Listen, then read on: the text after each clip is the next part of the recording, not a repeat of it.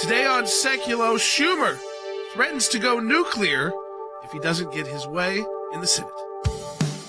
Keeping you informed and engaged, now more than ever.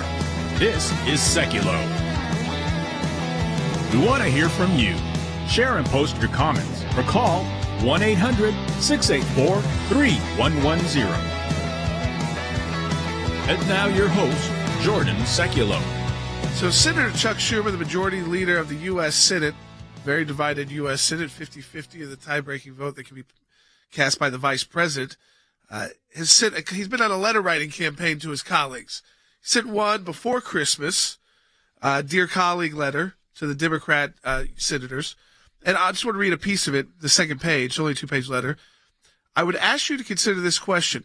If the right to vote is the cornerstone of our democracy, then how could we in good conscience allow for a situation in which the Republican Party can debate and pass voter suppression laws at the state level with only a simple majority vote? Now, that's because of state legislatures have their own rules about voting, but not allow the United States Senate to do the same.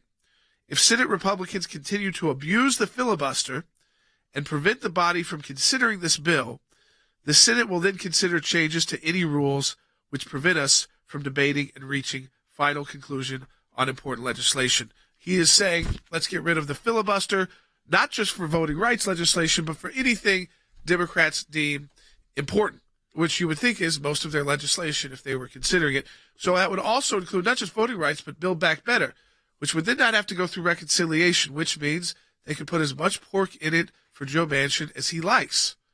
They would say, and for all the other Democrat senators to make sure they can get to 50. It puts it in a different situation. Now, U.S. senators on both sides of the aisle are all over the place on the filibuster. It's been abolished for judicial nominees. It was first abolished by Democrats for all judicial nominees except for the Supreme Court. Republicans came in and said, you know what? If you're going to stop our nominees to the Supreme Court, we're abolishing it for the Supreme Court nominees. This would be the next move to get rid of it for legislation. It's a big step. They will still say they have a legislative filibuster, which is the standing and taking up the time. But when we're at the beginning of a new year, that's not going to work for more than a few days. Right. So this again, I think you have to watch Senator Manchin very closely, Senator Cinema very closely, who have said in the past they don't want changes to the filibuster. But there was a second letter by Chuck Schumer trying to tie this to January 6th, trying to tie it to Martin Luther King Day, and the legislation, the voting rights legislation, has no text. Yes. So there is no text to that. But here's what I think everybody needs to be concerned with. They are so committed to getting Build Back Better in place, which includes, of course, all of those issues involving the Internal Revenue Service, the 80,000 new agents, the billions and billions and billions of $80 billion of revenue. So that would include also that provision about checking your balances or transactions over $600 or in the aggregate $10,000. All of that would be in there, and there would be no stop. Now, look, there's nothing in the Constitution that says there has to be a filibuster. Filibuster is not a constitutional requirement. What the Constitution says is that the Senate sets their rules. That's what the Constitution says. So, Andy, in one real sense here, there is no constitutional mandate for a filibuster. No, there is no constitutional mandate for a filibuster. It is an internal Senate operating procedure, but it's what distinguishes the Senate from the House. The House, everything goes by a simple majority. The idea is that the Senate is the premier legislative and deliberative body in the world. And that means that it takes its time, and the legislation that may, by popular consent, be popping up in the House of Representatives, the brakes are put on that in the Senate, and it deliberates and it debates. And that's what distinguishes the Senate from the House, and that's why you need to keep it the way it is and has historically been. It's interesting because in his second letter, this was written just yesterday to his Senate colleagues, he says the Senate was designed to protect the political rights of the minority in the chamber through the promise of debate and opportunity to amend. But if you get rid of the legislative filibuster, the minority has no protections at all. It's whoever has the simple majority can pass whatever they want. So if the Senate wants to become just a mini version of the House, they can do that under their rules. But it takes away that whole guise that they're somehow different and above the normal political fray. They're supposed to be the tea boils over, but it doesn't spill because of the protection of the Senate. I hope the Republican leader and I can, in the coming months, find a way to build a firewall around the legislative filibuster, which is the most important distinction between the Senate and the House. Without the 60-vote threshold for legislation, the Senate becomes a majoritarian institution like the House, much more subject to the winds of short-term electoral change. No senator would like to see this happen, so let's find a way to further protect the 60-vote rule for legislation. The news for the new year is Chuck Schumer formally announcing that he has a plan to change these Senate rules once and for all, at least so a minority cannot obstruct the protections of voting rights. Schumer stressed we must adapt. The Senate must evolve like it has many times before. The Senate will debate and consider changes to Senate rules on or before January 17th. Are you prepared to support fundamental changes in the Senate rules to get this done? Yes. What does that mean? That means whatever it takes. Change the Senate rules to accommodate major pieces of legislation without requiring 60 votes. House Speaker Nancy Pelosi echoed the appeal on voting rights. There is nothing more important that Congress has to do than to pass this legislation. If we can't get Republicans to join us, we are exploring a variety of different rules changes, and we are working and trying to get all 50 Democrats, including Senators Manchin and Cinema, to go along with those rules changes. Because if we don't change the rules, the Republicans will block this, and our democracy could be at risk and even wither in real ways. I don't know why Schumer is doing it, because he doesn't have the votes to pull it off, and he's going to look foolish, come up short, and look weak as a result, because he's got at least two Democrats, Cinema and Manchin, saying we're not going for it. And I suspect from my conversation with a number of the members of the Senate, there are more Democrats back there who agree with Cinema and Manchin more than they agree with Schumer.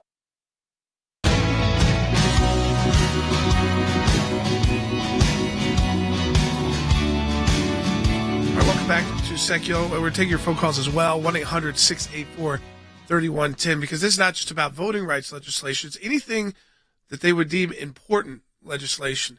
Now, you'd hope that if the Senate is taking up legislation, it's all important, so they would be getting rid of the filibuster entirely. Now, that may work for Democrats for a year and a half, but what happens if what's predicted to happen politically, they lose the House, they lose the Senate, and then if they lose the White House, they've got no check. They could have, enough to prevent getting a 60-vote threshold. There's no check anymore on any legislation that Republicans would want to do. But, Harry, there's an important part here. When you have a piece of legislation on voting rights that has no text yet, I think that they're balancing, yes, this may be a mess for us later on other legislation, but if we can change the rules of the game in our favor and override all the work Republicans have done at the state level to win in state legislature districts, to make that a priority so that when it's time to redistrict after a census, they're in control. They spent the resources to do that. They went to the voters to do that. They want to override that.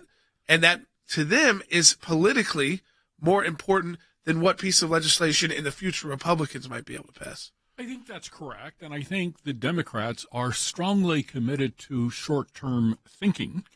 And essentially, they're saying, pass this law without any text so we can find out what is in it. Senator Schumer has announced that the fight for the ballot is as old as the Republic. And in some sense, he is absolutely correct, because it's basically been Democrats who have been fighting free and open voting historically.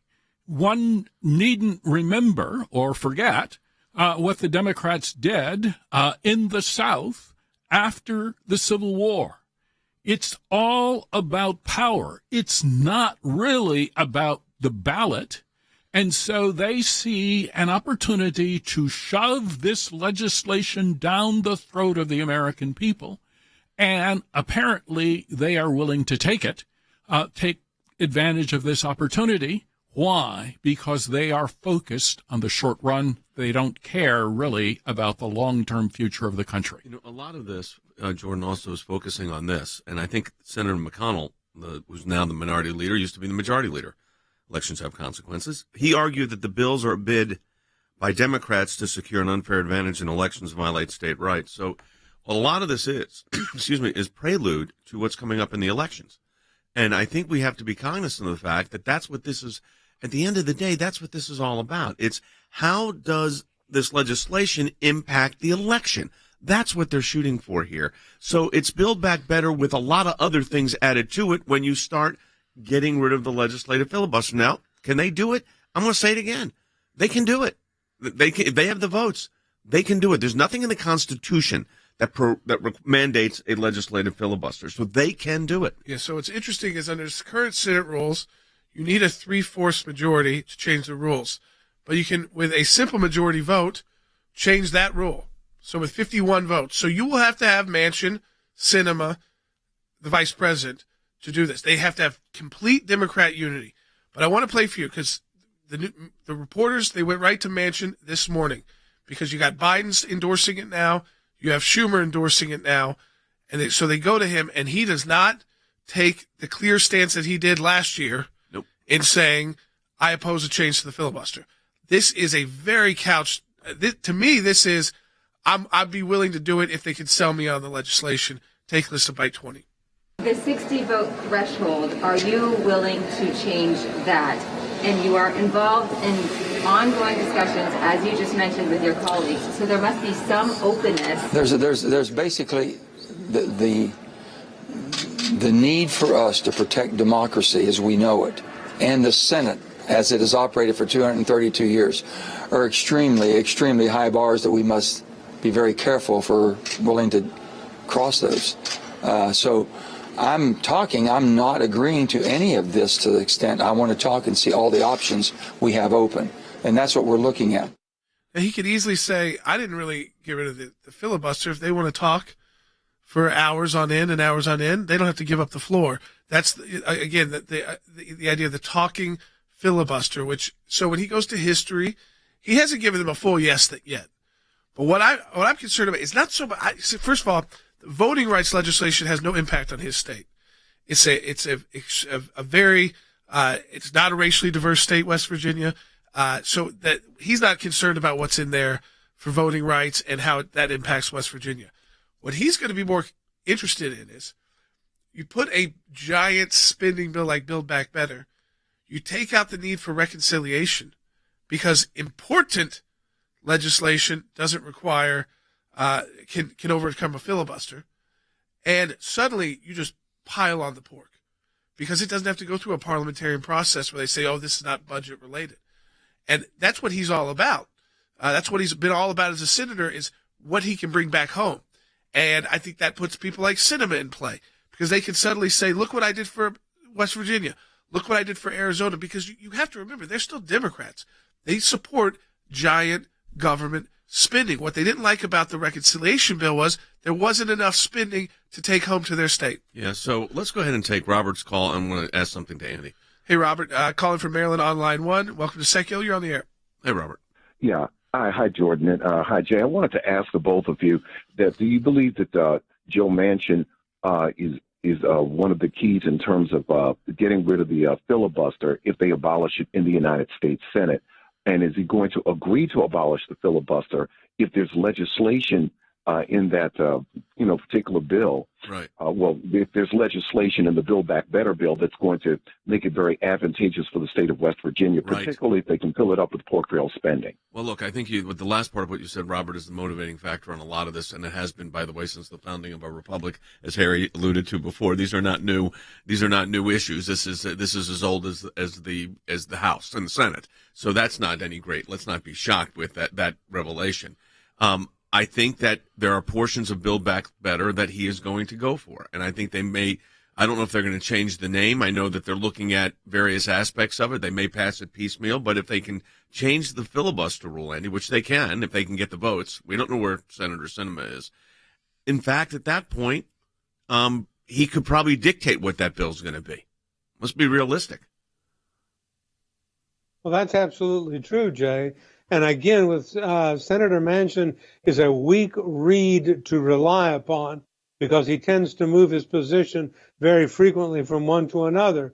Recently, he's been voting like a Republican, talking like a Republican, getting the praise of Republicans, which in my estimation may cause him now to go the other way, to run in the other direction and say, oh, I'm not, I'm a Democrat. And again, the prospect of pork for West Virginia is a great, attractive, luring alternative.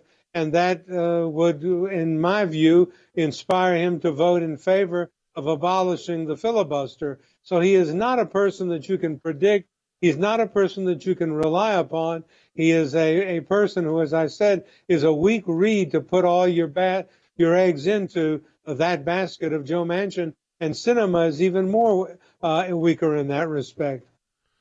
Yeah, I mean, I think this is the key here. What do you think they want, Jordan? I mean, what is it Manchin that they're looking for? So I think Manchin doesn't really care about the voting. He's saying to save our democracy. So that's a voting right. That's talking about the voting rights. When he starts with that, he's saying if we have to save our democracy, then we might have to change our rules. So I think he's okay with the voting rights change because it has very little impact on the state he represents. It's not a diverse state. There's not the racial issues.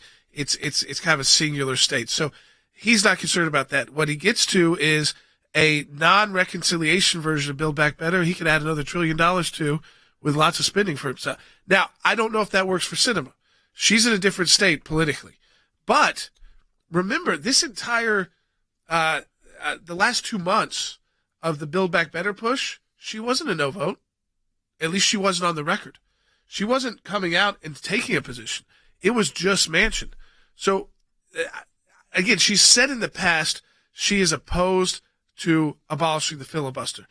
Let me just educate us, everybody, for a moment here. They will still have the talking filibuster. So, the senators like Ted Cruz, Rand Paul, Mike Lee, who have gone to the point of having catheters put in to try and talk through these. But when you're in the beginning of a legislative year, you're not going to run the clock out. It's just not possible. So they'll still say, oh, yeah, the old filibuster, the way we intended it to be. It opens up a can of worms. Senators have been on both sides of the issue. But to me, they need some kind of victory.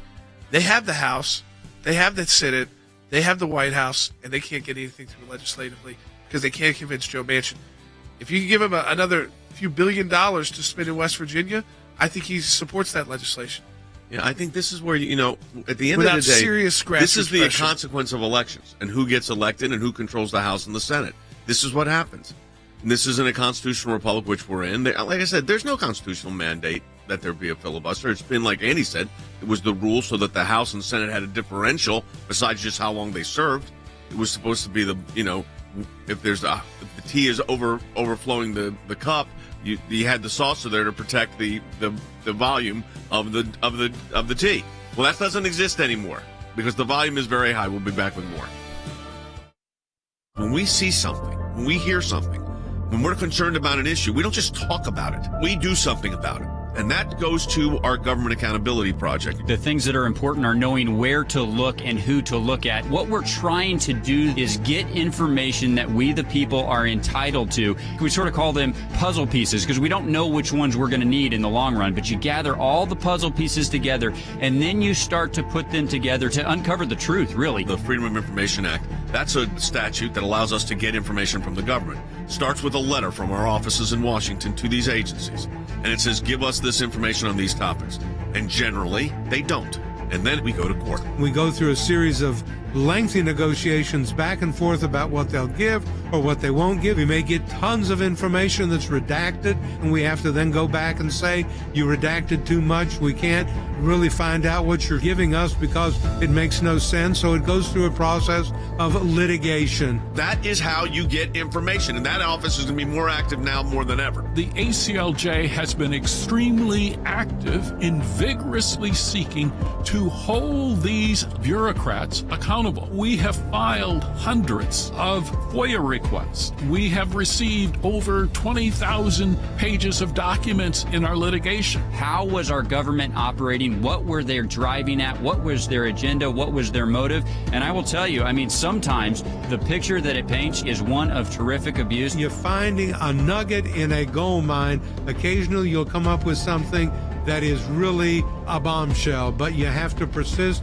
in doing it, and that's what we do. That's a little bit of what we do through our Office of Government Accountability, and of course that comes under our Office of Government Affairs.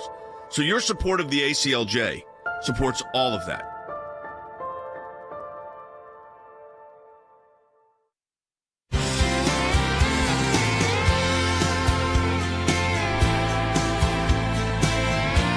we said, U.S. senators have been all over the place when it comes to the filibuster. So you can find the hypocrisy for someone like Senator Schumer very easily. You just go back to the Senate vote on the Gorsuch nomination.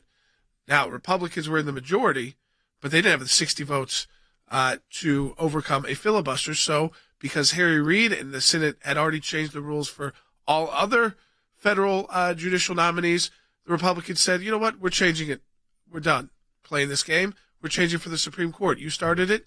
We're finishing it. But take a listen to what Chuck Schumer said then when he was begging the Senate not to change the rule by 14. It looks like Gorsuch will not reach the 60-vote margin. So instead of changing the rules, which is up to Mitch McConnell and the Republican majority, why doesn't President Trump, Democrats and Republicans in the Senate sit down and try to come up with a mainstream nominee? Look, when a nominee doesn't get 60 votes, you shouldn't change the rules. You should change the nominee. Here's the problem, and this is what the problem is with the whole issue. He's wrong constitutionally. Mitch McConnell, and when he said right that Mitch McConnell has the authority to do it. The Constitution, when it comes to Supreme Court nominees, says that the president shall nominate, and then it gives the Senate with advice and consent. So, that's the constitutional process. There's no requirement of 60. So I'm not saying that, look, I think people have been speaking on both sides of the aisle. People have come out for it and come out against it. That has been and that's part of the political debate. And look, in the way our Constitution's set up, the Senate does get to decide their own rules. The idea with the filibuster was to get things to settle down, to calm down, and not spill over. That was the kind of the visual that was created when this was done. But Harry, there's no question that if there's 50 votes, they can change the rule. I think that's correct, and I think the example that you just played of Schumer suggests that he is a person who is capable of speaking out of both sides of his mouth simultaneously. Basically, he is quite willing to change the filibuster when it favors him, but the filibuster is really designed to stabilize our republic. He doesn't seem to understand that, at least on one hand, or on the other hand, he fears being primaried by Alexandria Ocasio-Cortez. Okay, I want to play, if we can juxtapose these two sound bites. This is President Biden just a couple of days ago. This was last week, about the filibuster, okay?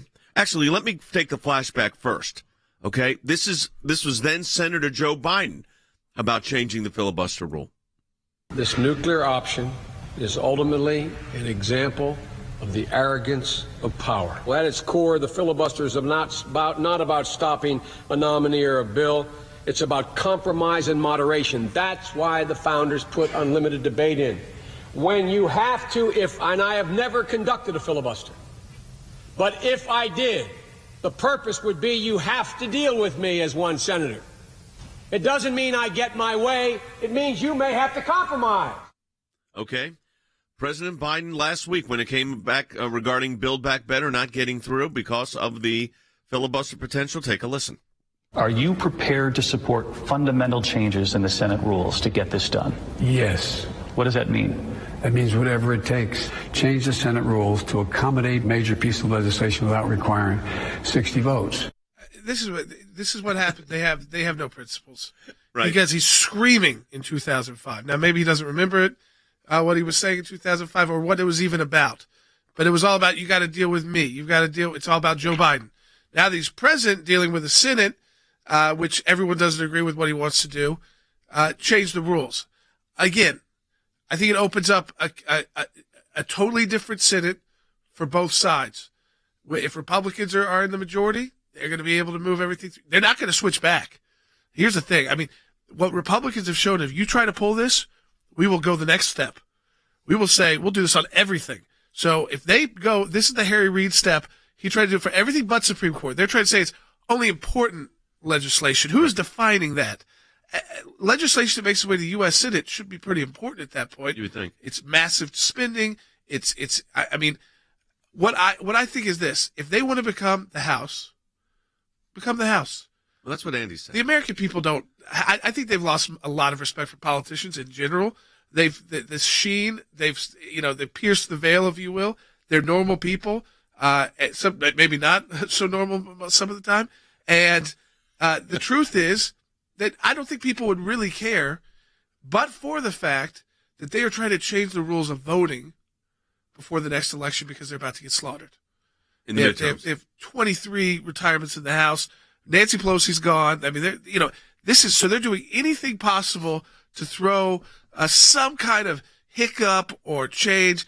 And then, of course, you get back to the whole issue because they're trying to tie it to January 6th, where then it makes voting partisan.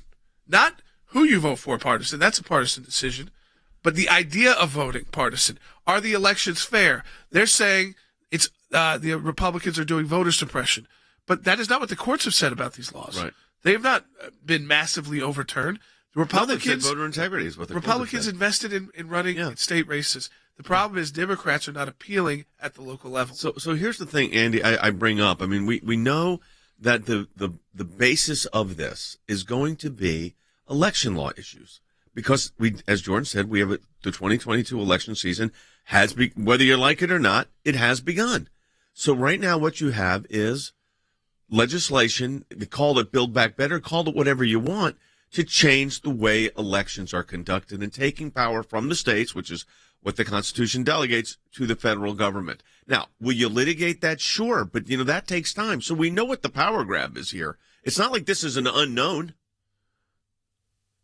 Well, you're right, Jay. This is a federal power grab via the mechanism of undoing and eliminating the filibuster in the Senate. But at base, and when you ultimately look at it, what it is federalizing, or an attempt to federalize, the election process, because they see the slaughter coming, they see the troops coming across the prairie, and they see the fact that they're going to lose the House and lose the Senate. This is the Democrats in the upcoming election. So they say, I'll tell you what we'll do.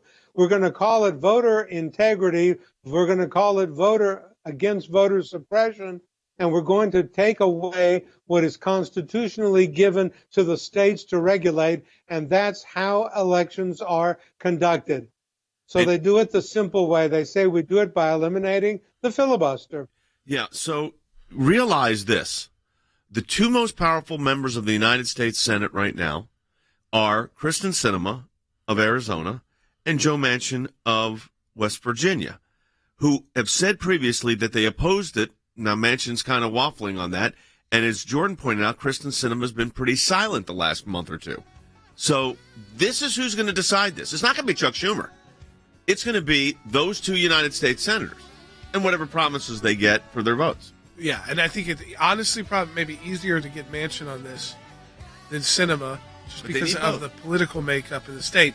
So where is she? I mean, she cannot just continue to remain silent, but will she play the game of, it's a legislative filibuster, is one thing. Talking filibuster, that's still, so we're not really changing much. I mean, this again, what it's all about is a voting rights legislation that they're going to write in 2 weeks. I mean, they want to do this in 13 days, by the way.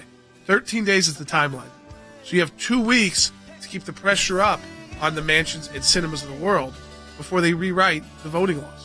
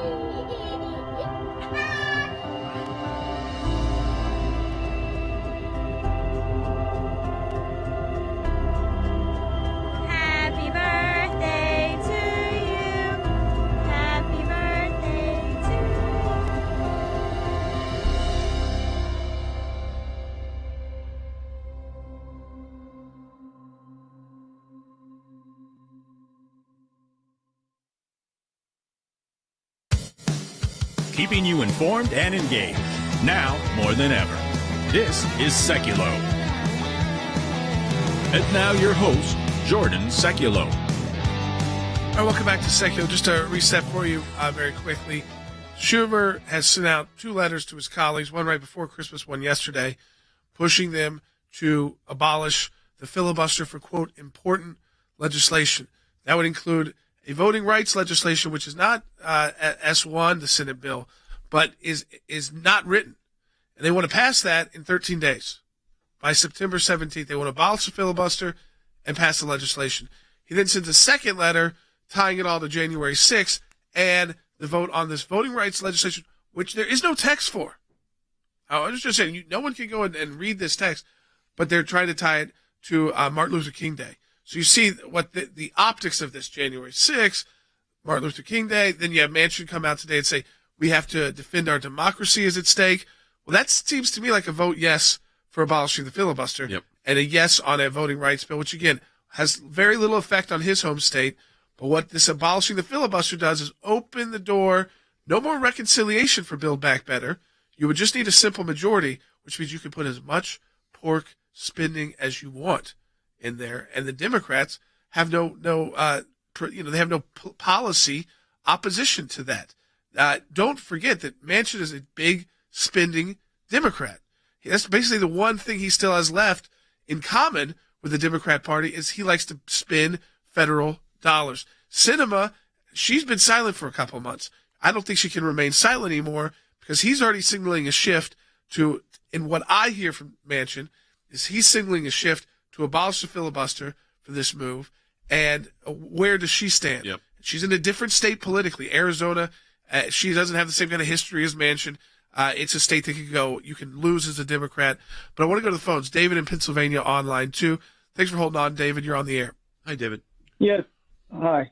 I don't really understand the legislative filibuster, for one. Secondly, it seems as though the Democrats can really do whatever they want.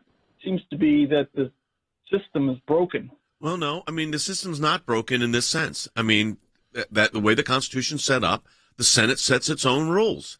So there's no Constitution. I think here's the thing with the filibuster. It's important to understand. There's nothing in the Constitution that requires a filibuster. It just doesn't exist. So that's a rule created by the United States Senate. They have the authority to do that. So that's what they did.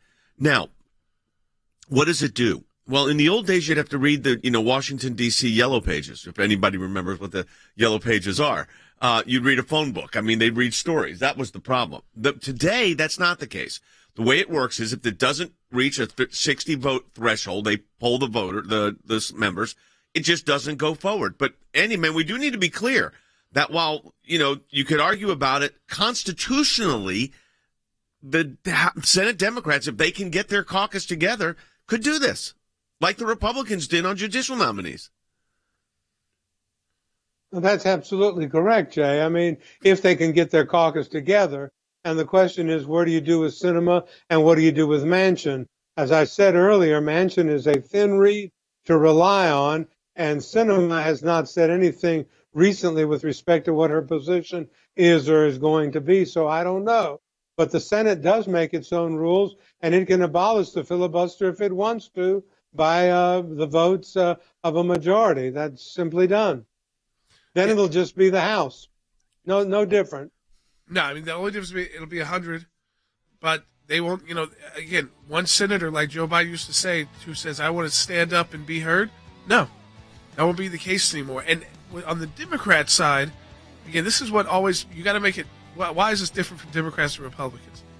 They don't care about the total cost of these spending bills. That's part of their party, big spending from the federal level. So if you just keep adding to it, you can just get their votes because you can say, we'll do this for you, this for you. That's not the way Republicans work, typically. So while, again, I think there's 2 power moves here. 1, change the voting rules.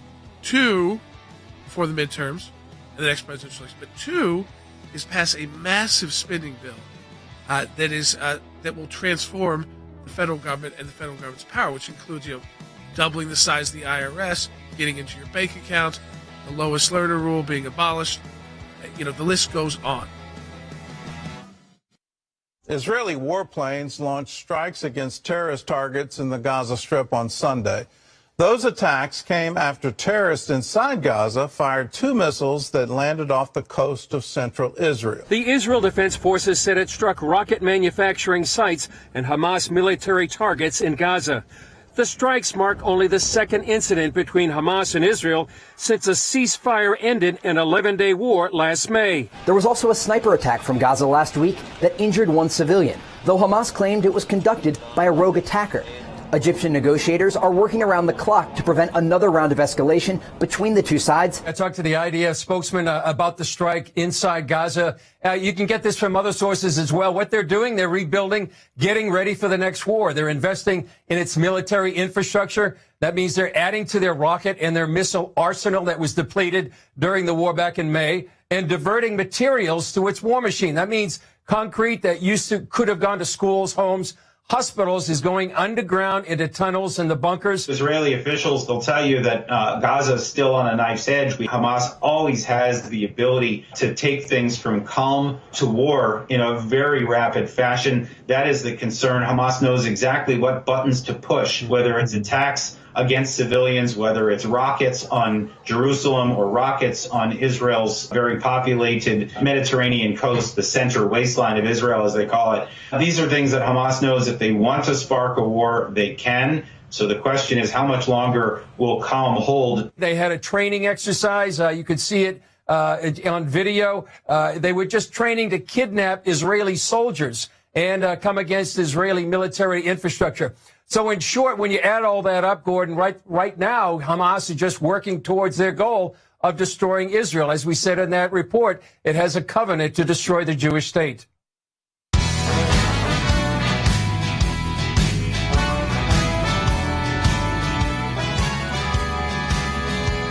right, welcome back to Sekulow. We're taking your phone calls to 1-800-684-3110. We do want to shift to a new filing at the UN Human Rights Council by the ACLJ.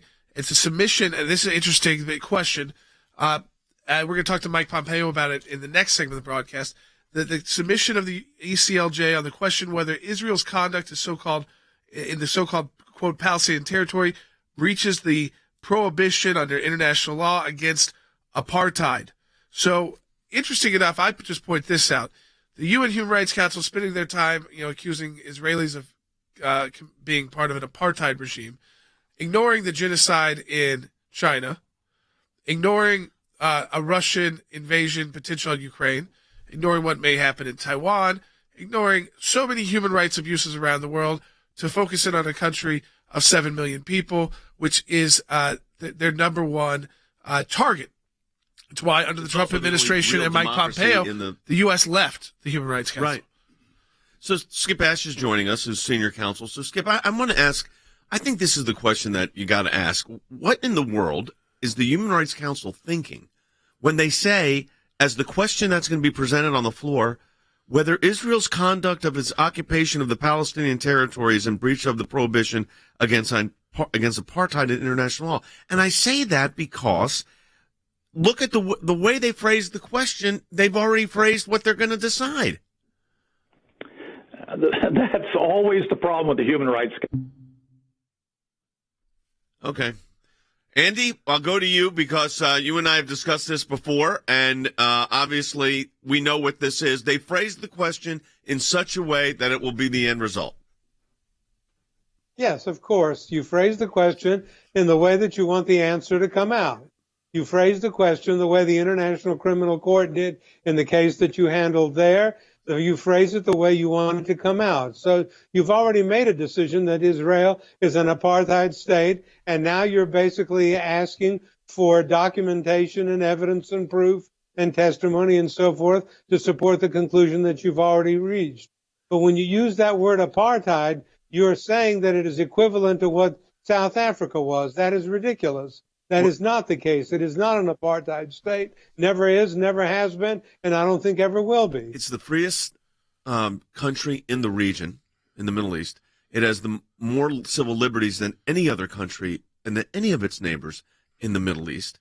And it's a beacon of freedom in the Middle East. In fact, other countries, Arab countries, are now trying to model some of their civil rights on Israel's model. So this question, Wes, begs the question, begs the answer.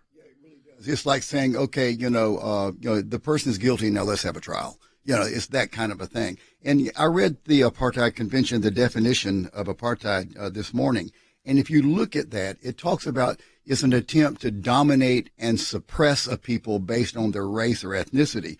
And in actuality, you read through this, and it's exactly what they're attempting to do to Israel, to dominate and suppress the state of Israel, the Jewish state. So, Skip, we have filed with the UN, even though this is, like Jordan Wood said, that they, it's kind of a fait accompli where they come out on this. Our European Center for Law and Justice, which has non-governmental organizational real status with the UN, filed in this case a response. It's the submission of the ACLJ on that question.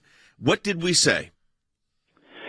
We said, in effect, that the definition of apartheid requires a racial distinction, and that Israel's differential treatment between the Arabs who live in Israel, the Arabs in the West Bank and Gaza Strip, and the Arabs elsewhere is not based on race, but is based on security aspects and on citizenship. In Israel, the Israeli Arabs, which the Palestinians consider to be part of the Palestinian community, they are treated exactly like Israelis. They can stand for office. They can be elected to the Knesset. In fact, they are. Right now, the governing coalition includes an Arab party in the government of Israel. They can serve on the Supreme Court. They can do all of these things, and they are treated equally. The reason that the Palestinian Arabs in the West Bank and Gaza Strip are treated differently is because they're not citizens of Israel. Every state can differentiate between its citizens and non-citizens. Plus, just as you were mentioning earlier on the show, the fact that there had been rockets fired from the Gaza Strip into Israel, people shooting, the law of armed conflict actually governs the relationship between Israel and the Arab Palestinians who live in the West Bank and the Gaza Strip. Because a situation of uneasy war, uneasy peace exists there, Israel has the right to defend itself, and the law of armed conflict gives the rules, and those rules allow for disallowing movement of certain people, of having checkpoints and so forth. All of the issues that are being cited as proof of apartheid. Israel is treating the Arabs differently based on where they live because of citizenship issues and security issues, and that is the key fundamental here. It is not based on race. The Arabs in Israel and the Arabs in the West Bank and Gaza Strip are identically the same racially. No, let me tell you something else, and we know this firsthand. If you were to ask most Christian Arabs that are living in the region, Andy, who would they rather see controlling the government? Hamas and Fatah or the Israelis? It's not even a close question. It's not even. They're very honest about it. They know who the sovereign is, and they're glad that that's the sovereign. They don't want to be under Hamas. Well, I'm talking about the Christians. Jay, you're absolutely right. And those are the words from the mouth of the Greek Orthodox Patriarch of Jerusalem himself, who said, I know who the sovereign is here, and that is Israel. I extended that statement by simply saying, what if there was a change and that sovereignty moved? He said it would be disastrous for the Christian communities. It would be disastrous for the Orthodox Church and even the Latin Church in the Middle East, because that would mean that the consequences with the elimination of monasteries, the elimination of sacred places, the elimination of the freedom of religion that Israel so jealously and carefully protects today. The sovereign is Israel. The sovereign must and should remain Israel, not any terrorist organization like Hamas or its surrogate. What's interesting to me is while the UN Human Rights Council still likes to focus in on Israel, its neighbors have begun to drop this as an issue. Right. They are kind of sick and tired of the Palestinian Hamas as a terrorist group, Fatah, which is just corrupt, all these billionaire autocrats who don't help their people. And so we saw under, again, the Trump administration, these Abraham Accords, where in the past we thought there was no way you can make an agreement because they support this Palestinian sovereignty. They want to abolish the Jewish state. Now you can fly from Jerusalem to Dubai. They're working with other countries all around the Gulf And those were the major financial backers of the Palestinian resistance, if you will. Yep. About the Biden administration is as they have backed away from their support of Israel, and they've also backed away from the support of our Gulf Arab allies who have actually supported Israel and have new relationships with them. What is happening is our Gulf Arab allies are distrustful of the United States. Yep. They're trying to reach a compromise with Iran. They're turning towards China. All of the gains that were made when the Trump administration really built some unity there between the Arabs and the Jews is really in the balance here because of the policies of this administration and the work of the United Nations. Yeah, and also it goes back to the Obama administration. We got to be honest here. It was John Kerry, and he always took this position that, Israel could not be a democratic state and a Jewish state. It had to be one or the other. And this is something he said in April of 2014. But John Kerry is still heavily involved in Iran, in other aspects of this. Take a listen. The unitary state winds up either being an apartheid state with second-class citizens, or it winds up being a state that destroys the capacity of Israel to be a Jewish state. So this is where he says you got to have two states, because if you don't have two states, this is what's going to happen. But Andy, it ignores the reality on the ground that other than the militants, okay, most Palestinians do not want to live under Hamas rule. They just don't. They absolutely do not. We have been there. I have been there 7 times. I have spoken with Palestinians. They are content with the existence of the Israeli state as the sovereign in the region and the ruling body. They can use the courts. They can use all the municipal facilities. They can run for office. Yep.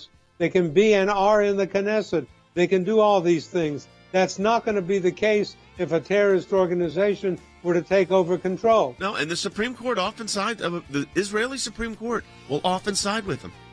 Yeah, I mean, this is, again... So this is not apartheid. That didn't happen in South Africa. The current conservative governing party in Israel, one of the coalition partners, which gave them the authority to govern, is the Arab Party. First time in history that the Arab Party has joined Jewish political parties.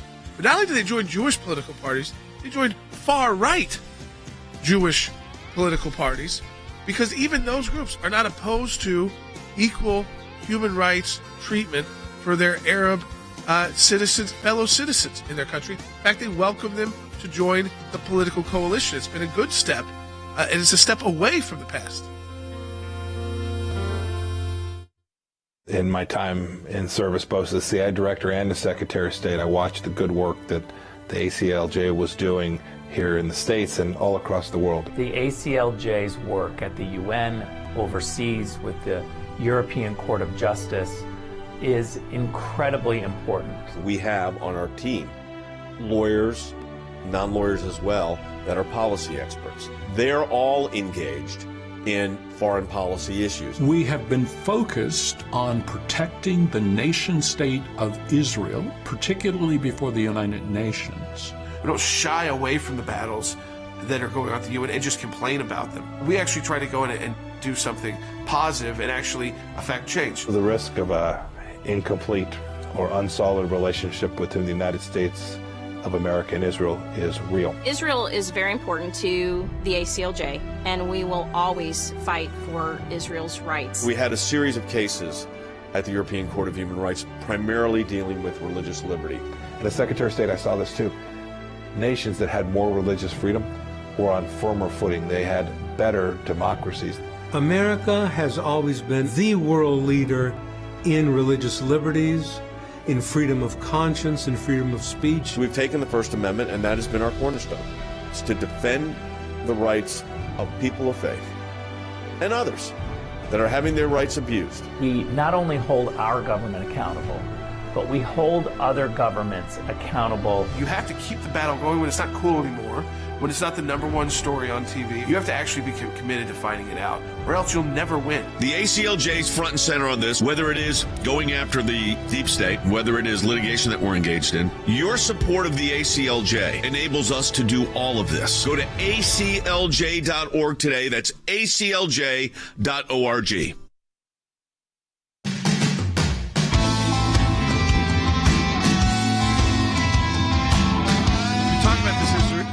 issue at the UN involving Israel. Our former Secretary of State and Senior Counsel for Global Affairs, Mike Pompeo, is joining us now.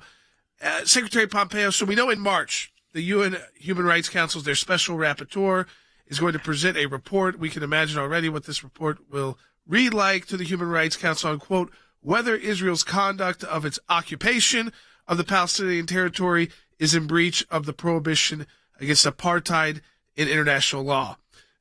Knowing it's the UN, it seems to me it's a foregone conclusion about what that rapporteur's finding will be, but for ignoring the human rights abuses by China, the potential invasion of Ukraine by Russia, and all these other issues around the world. They focus on a country of 7 million. This is so tiresome and so deep and so morally inappropriate. It's even hard to really think one's way through. Even the language, Jordan, of the conversation, right? We're going to evaluate whether their occupation, right? That's assuming the conclusion. Right. Israel is in fact not occupying this land. It is Israeli land. It is the Jewish homeland. But if the rapporteur starts with the idea that we're just going to evaluate the occupation, well, the answer is pretty darn clear. We worked for a time with the Human Rights Council to try and get in a better place. We ultimately concluded this was a corrupt organization with characters like the Iranians and the Venezuelans sitting on it.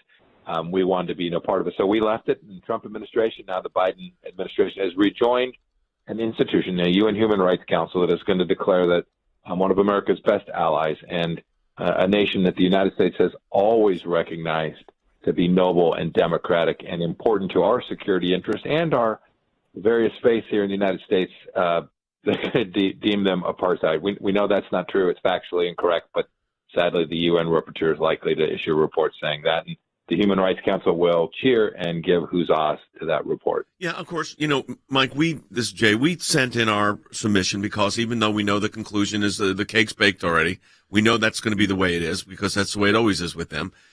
We decided that we're going to still get on record what we think both the legal position is under international law, but also what the right position is. But I want to say this. I have never seen, and I've been involved in this for many, many decades, 40 years, the amount of progress that was made in the Middle East by your administration when it came to the introduction and the recognition of the Abraham Accords. And the UN ignores as if that change of relationship hasn't happened.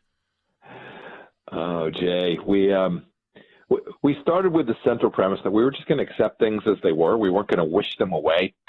We weren't going to wish that Hamas was going to become a civil organization. We weren't going to wish Fatah was really a democratic government.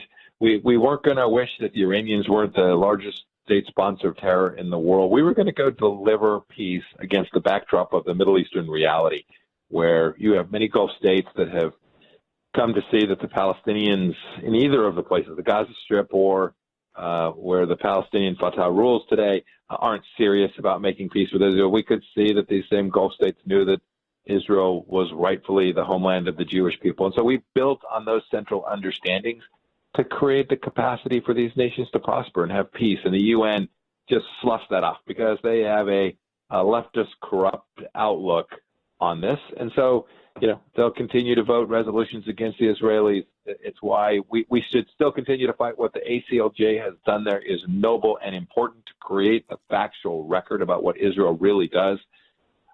Jay, one last thought. I looked up apartheid this morning as I was getting ready to have a conversation with you all in Merriam-Webster. And it says, persons are denied the capacity to exert their political rights by occupying office or holding certain jobs. It's just not true. Right. That's the lay definition. Fair enough. But it's just not true. And I think the UN Human Rights Council is going to run roughshod over that for purely partisan political reasons. Colonel Wes Smith, who's with us, is our military analyst, said the same. You said the same thing. You looked it up too. Yeah. I mean, if anything, the Human Rights Council is committing apartheid, a form of it against the state of Israel by the inquiry itself, an attempt to dominate and suppress. Yep. So it's, at the end of the day, though, it's up to, honestly, if the U.S. does anything about this, does the U.S. step in? But we've seen Secretary Pompeo, I think it's unfortunate, but it's a truth, that the more progressive the Democratic Party becomes, what comes with that on a foreign policy level is a extreme anti-Israel position and a very pro-Palestinian, even pro-Hamas position, which we've seen start creeping into the Democrat Party. It does easily blend in, and you can see some parts of the Democrat Party have not only become pro-Hamas, they've become deeply anti-Semitic, anti-Zionist, for sure. And we know the history of this place. We know since the United States was the first country to recognize Israel. We know this history. We know there can be people, frankly, on the far left and the far right, where anti-Semitism seeps in. And this is the real damage that the UN Human Rights Council does. They use the cloak of that fancy name that sounds so noble to behave in a way that ultimately creates the risk of increased anti-Semitism across the world. This is dangerous. It's dangerous for American security. It's dangerous for Jews here in the United States and in Europe. We need to defend this full-throatedly from the most senior levels of the United States government and all across. And the ACLJ is an important part of making that happen. Yesterday marked the 2-year anniversary since the United States took out Soleimani. And I want to talk about the significance of that as the United States also yesterday went back to the negotiating table in Vienna. Your thoughts on all of this? Well, this is both political and national security and personal for me. You would have seen, too, when their President Raisi and the Ayatollah both have called for the assassination of me and of President Trump. We've never, it's unprecedented. 2 senior former American officials, a nation state with operatives around the world that has conducted assassinations campaign threatening 2 former senior American officials.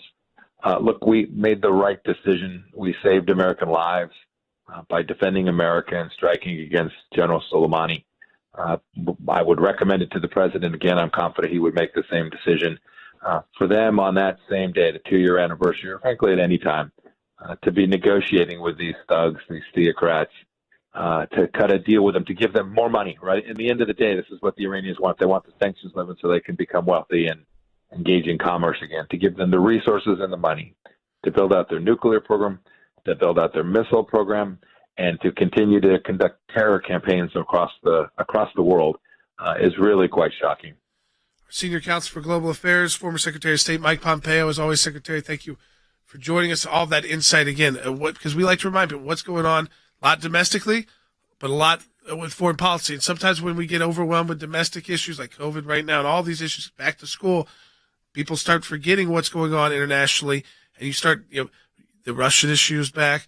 No one's dealing with the Chinese issue with the genocide. They're about to host Olympics, and maybe COVID changes that. But this is, again, why we always we bring on these experts, like the former Secretary of State, who made the call and advised the president to take out the head of Iran's terror operations, knowing full well that that would impact them, not just as a nation, but personally, because you've got Iran's leaders calling for the assassination of them. And that includes Secretary Pompeo. So these are decisions, very real decisions, that this current administration just runs roughshod over. They say, we want to make a deal with these guys. But this is one of the reasons what makes the ACLJ so unique, too. And I've got Colonel Smith here, Jordan's expertise, got an LLM in international law. We had Andy on, who's got a PhD in history. We've got the former Secretary of State, the former Director of National Intelligence. So they're not just commentators. These are part of our team. I mean, they reviewed the submission that we made to the United Nations Human Rights Council. So all I'm saying is your support, which was phenomenal in December, I need to say, but your support of our work at the ACLJ makes all of this possible, makes this broadcast possible. Thank you, is what we're saying. Talk to you tomorrow.